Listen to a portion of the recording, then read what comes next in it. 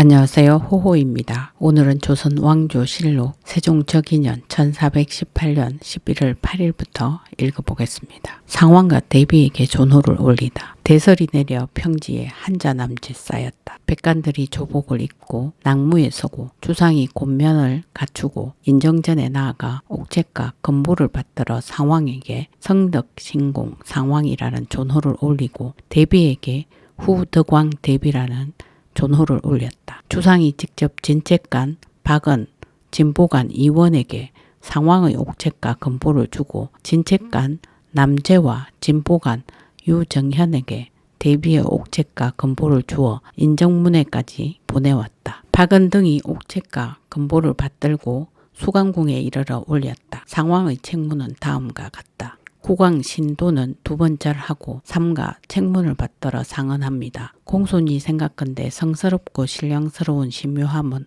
비록 형언할 수 없으나 신자의 심정으로는 반드시 아름다운 칭호를 높이 바쳐야 합니다. 이에 나라의 뜨뜻한 법을 거행하여 저희 효성스러운 마음을 아랩니다. 공손히 생각건대 상왕 전하께서는 고명함이 하늘과 같고 박후함이 땅과 같으십니다. 성조를 도와 나라를 창건하고 적장자를 높여 선대가 이루어 놓은 업적을 지키셨습니다. 덕성은 모든 왕 중에 어뜸이 되어 순임금과 문왕의 타고난 본성과 부합하고 공적은 만대에 높아 당왕, 무왕과 부합하셨습니다. 하늘을 공경하고 백성을 사랑하는 정성을 돈독하게 하며 큰 나라를 섬기고 이웃나라와 사귀는 도리를 다하셨습니다. 그리고 지극한 인정은 두루 퍼져서 이 세상을 태평성세로 만드셨습니다. 중요하고도 어려운 자리를 이어받은 것을 생각하니 조심스럽고 두려운 마음이 참으로 깊습니다. 성대한 아름다움을 밝히려고 하면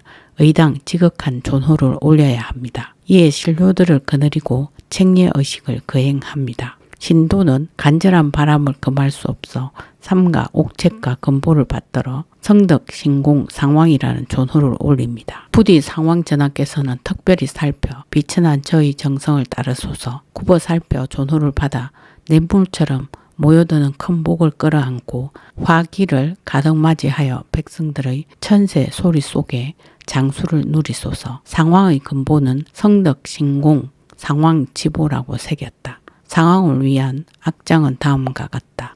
아, 위대하신 상왕이여, 덕은 성대하고 공은 더 높으셨네. 우리 성주를 도와 동방나라 가지셨네. 두 번이나 반란 막으시고 정치와 교화를 밝게 펴셨네. 영광스럽게 상제의 명을 받으니 종묘사직 만년까지 이어지리. 대비의 책문은 다음과 같다. 국왕 신도는 두 번 절하고 삼가 책문을 받들어 상언합니다. 공손히 생각건대 하늘을 받들고 모든 것을 포용하시니 비록 그 성대한 덕은 형언할 수 없으나 효자의 지극한 심정은 오직 어버이를 높이는 것이 가장 크나큰 일입니다. 이에 삼가 옛 예물 따라 조금이나마 사랑하고 존경하는 정성을 아랩니다. 공손히 생각건대 왕대위 전하께서는 유순하고 은혜로우며 안온하고 정숙하며 자애롭고 온화하며 엄숙하고 신중하니 주남의 아름다운 교화에 근본을 두고 지중의 덕음을 이으셨습니다. 지하비를 경계하면서도 뜻을 어기지 않아 도와 이루어주는 도리를 다하고 길러준 수고로움 가없으니 키워주신 은혜 갚기 어렵습니다. 해와 짝이 되어 송축을 받아 온 나라의 국모의 위의를 보이셨습니다. 생각건대 신은 보잘것없는 자질로 외람되이 큰 왕업을 지키게 되었습니다. 보살피고 길러주신 사랑을 생각해보니 의당 칭송하는 의식을 거행하여야 합니다. 신도는 큰 바람을 금할 수 없어 삼가 옥책과 건보를 받들어 후 덕왕 대비라는 존호를 올립니다. 부디 왕대비 전하께서는 영광스레 존귀한 칭호를 받았으니 많은 복을 가득 받아 만년토록 장수와 부귀를 누리고 백대토록 종손과 지손을 장성하게 하소서. 대비의 건보는 후 덕왕 대비 지인이라고 새겼다. 대비를 위한 악장은 다음과 같다. 거룩하신 대비여, 덕을 행하셨네. 군왕을 돕는 도리 이룩하셨음을 보았네. 경사를 두터이 쌓으셨으니 후손들 창성하리. 복을 편안히 받으시어 장수를 누리소서. 이날 조정의 신하들이 눈이 내려 다시 좋은 날짜를 정하자고 청하니 주상이 건신을 상왕에게 보내어 아뢰었다. 상왕이 말하기를 옛사람들은 눈이 내리는 것을 상스럽다고 여겼다. 그리고 유사가 이미 준비하였으니 날짜를 바꿀 수는 없다. 백관들은 제외하고 책사만 오는 것이 좋겠다. 하니 상왕의 뜻을 따라 궁중의 길을 따라가서 헌수하도록 명하였다. 박은, 이원, 남재, 유정현, 독책관 병계량, 독보관 조말생, 대비 독책관 맹사성, 대비 독보관 민여익, 효령대군 이보, 이조판서 정역, 호조판서 제2, 예조판서 허조, 판도 총재부사 박자청, 한평군 조연, 도총재 이백온, 총재 홍부 이교, 대사은 허지, 예조참판 윤여방, 병조참판 이명덕, 참의 원숙, 지신사 하연, 자대원 김익정,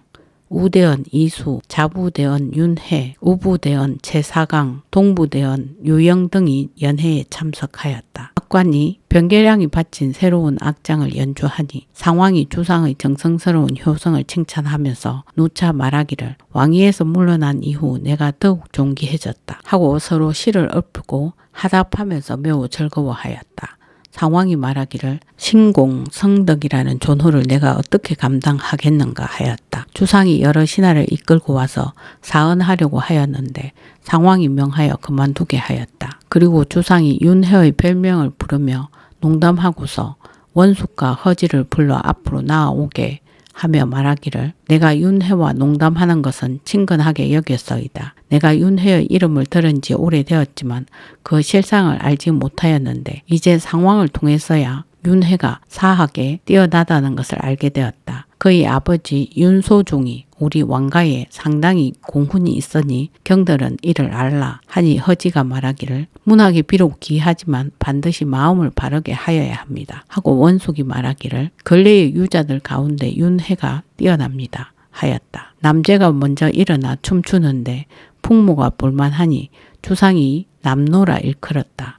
상왕과 주상이 모두 일어나 춤추자 남제가 꿇어앉아 주상의 허리를 끌어안았고 여러 신하가 차례로 일어나 축수하였다. 상왕이 말하기를 내가 주상과 내전에 들어가면 반드시 눈물부터 흘릴 것이니 경들과 함께 즐겁게 보내는 것이 기쁠 뿐이다 하였다. 밤 이경이 되자 주상이 이보와 함께 상왕을 부축하고 내전에 들어갔다. 다음은 9일입니다. 주상이 중앙과 지방의 제인을 사면하다. 주상이 궁중의 길을 따라 수강궁을 찾아뵈었다. 존호를 올리는 의식이 이루어짐에 따라 중앙과 지방의 제인을 사면하였다. 그 교지에 말하기를 나는 보잘것없는 사람으로 조정께서 쌓아오신 덕과 태조께서 창건하여 물려주신 왕업에 힘입고 부왕의 아름다운 명을 삼가 받들어 왕통을 계승하니 아침 저녁으로 조심스럽고도 두려워한다. 삼가 생각건대 나라를 다스리는 도리는 조상의 은혜를 갚는 것보다 우선인 것은 없기에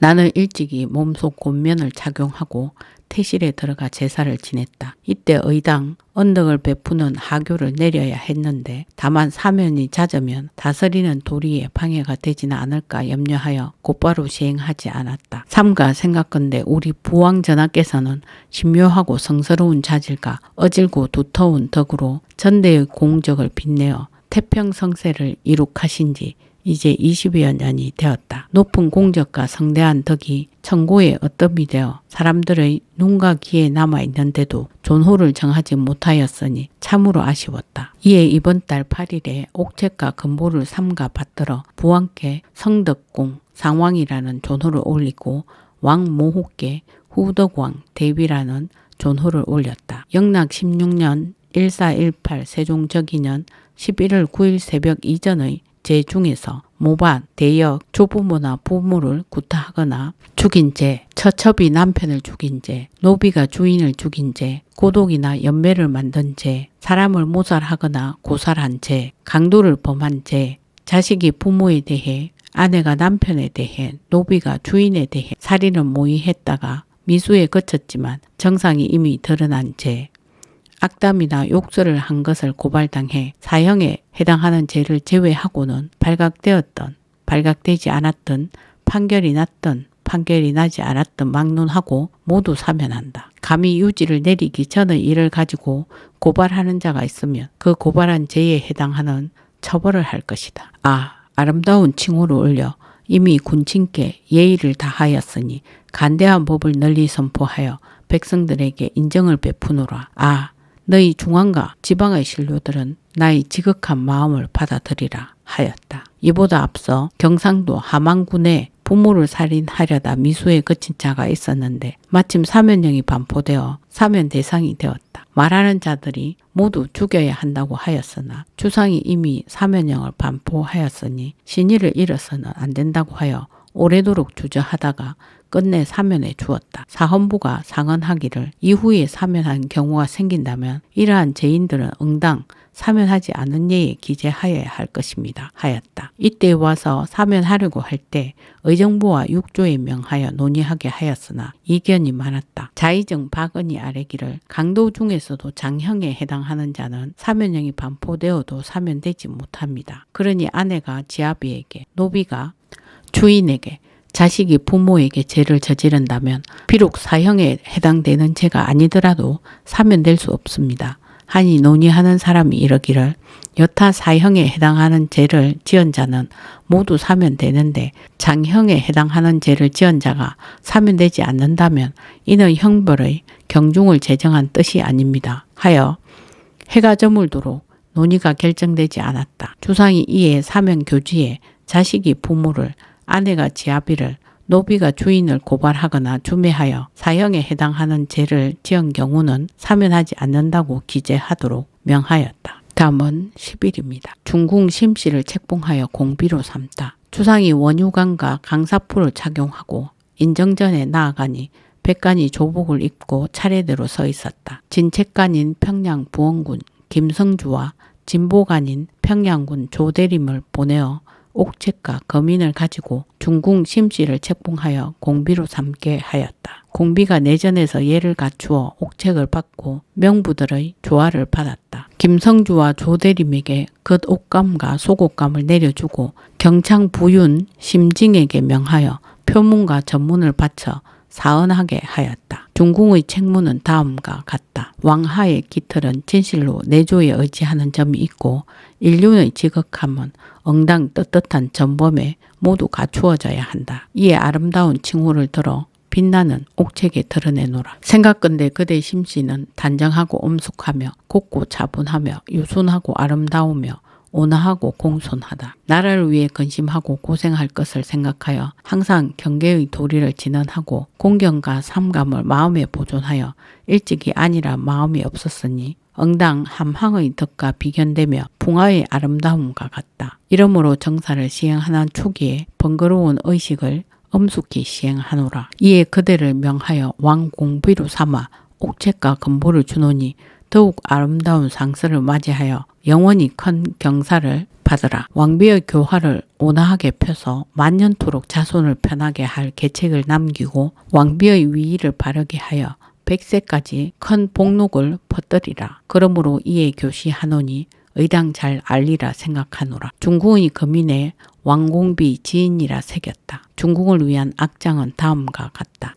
하늘이 우리 왕을 보살피시어 이에 왕비를 세우셨네. 군자의 좋은 짝이니 귀신과 사람이 모두 의지하리. 유순하고 아름다움이 법도가 되었으니 자신의 몸을 잘 삼가시네. 크나큰 복을 받아 자손들이 번창하리. 중궁의 전문은 다음과 같다. 하늘에서 명이 내려와 영광스럽게 은총어린 의식을 베풀어 주셨으니 몸둘 곳을 모른 채 삼가 특별한 은총을 받았습니다. 제 분수에 넘치는 일이라 부끄러움만 더할 뿐입니다. 다만 생각건대 저는 자질이 깊고 아름답지 못하고 행실이 유순하고 훌륭하지 못하며 내조를 하고 주상을 도우면서 평소 계명으로 경계한 일이 적으니 아름다운 명성을 이어받아 감히 인지의 교화를 바라겠습니까? 그런데 어찌 덕이 부족한 저에게 훌륭한 이름을 가당찮게 내려주시리라 생각하였겠습니까? 이는 주상께서 성스러움과 지혜를 겸한 자질과 간대하고 인자한 도량으로 왕의 교화가 시행되려면 인륜이 펴져야 한다고 생각하여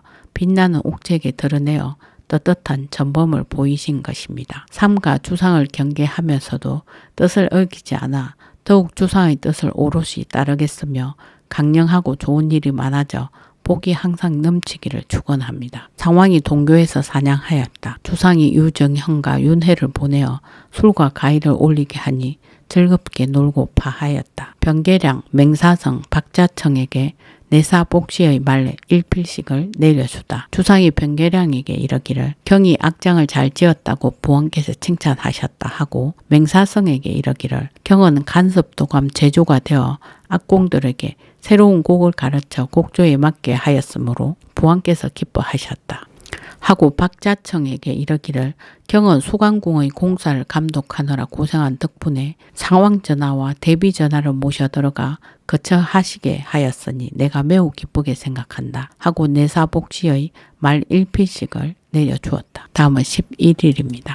주상이 인정전에 나아가 여러 신하의 조회를 받고 편전에 나아가 정무를 보았다. 주상이 직접 사원부가 올린 상소를 보고 허지에게 이르기를 이방간 부자의 일은 내가 재차 상왕께 아뢰었으나 윤허를 받지 못하였다. 나머지 제인은 경들이 응당 다시 논변하여 처벌을 요청할 것이니 비록 극형에 처하지는 못하더라도 마땅히 엄하게 단죄할 것이다. 하니 허지가 아뢰기를 이방간 부자는 부왕의 원수이니 한 나라에 같이 살 수 없습니다 하고 사간대부 정초가 아뢰기를 옛날 순 임금은 선양을 받은 초기에 먼저 사흉을 추벌하였습니다. 근래에 홍수와 가뭄이 계속되고 있으니 이들이 자신의 죄를 생각하지 않고 도리어 원망한 데서 빚어진 일이라고 생각합니다. 전하께서는 법에 따라 추벌하소서 하였다. 주상이 경연에 나아갔다. 예조판서 허조 등이 종친과 혼신, 일품 이상의 문관과 무관의 상례와 장례를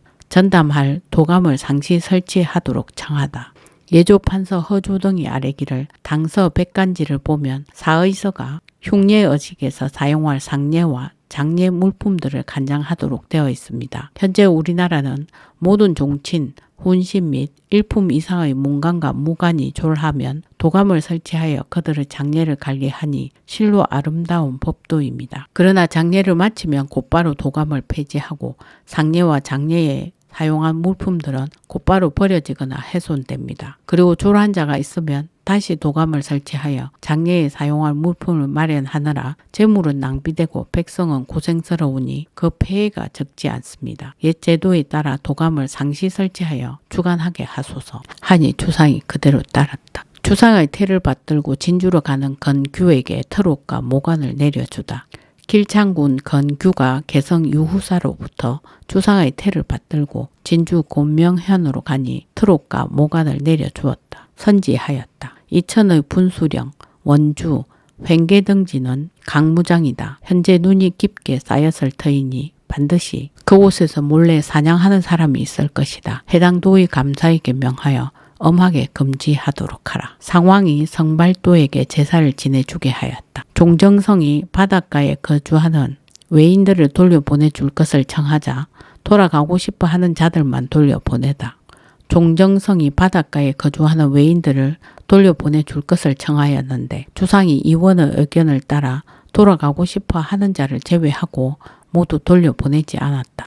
다음은 12일입니다. 주상이 경연에 나아갔다. 주상이 수강국을 찾아뵈었다. 상왕이 이명덕 등을 불러 이방간 등의 처벌을 청하지 말라고 하다. 상왕이 주상과 함께 정전에 나아가 병조 참판 이명덕, 지병조사 장윤하, 지신사, 하연 등을 불러 말하기를 대간이 재차 상소하여 이방간 등 여러 사람을 처벌해야 한다고 청하였다. 내 이미 수계를 주벌하고 나머지 죄인은 죄를 참작하여 안치한 지 이제 20년이 되었다. 주상이 지금 주벌한다면 누가 내가 모르고 있었다고 여기겠는가? 그러면 장차 무슨 면목으로 다른 사람을 보겠는가?